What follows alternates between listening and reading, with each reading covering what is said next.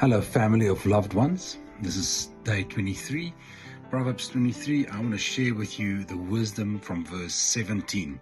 I'm reading from the Passion Translation. Don't allow the actions of evil men to cause you to burn with anger. Instead, burn with unrelenting passion as you worship God in holy awe.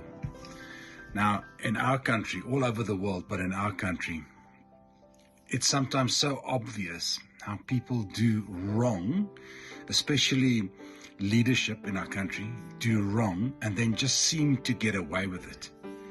But there's wisdom in not allowing that injustice to drain your energy. Whenever we are confronted with a situation like that, it's actually wise to channel that energy. Instead of anger towards someone who does something wrong, channel that energy to loving God, to worshiping Him, to prayer, to surrendering your life to Him again. When we do that, the internal kingdom inside of you just grows stronger and stronger and closer to God. There'll always be people who do wrong, but God will always be there. So let's worship Him. Have a blessed day.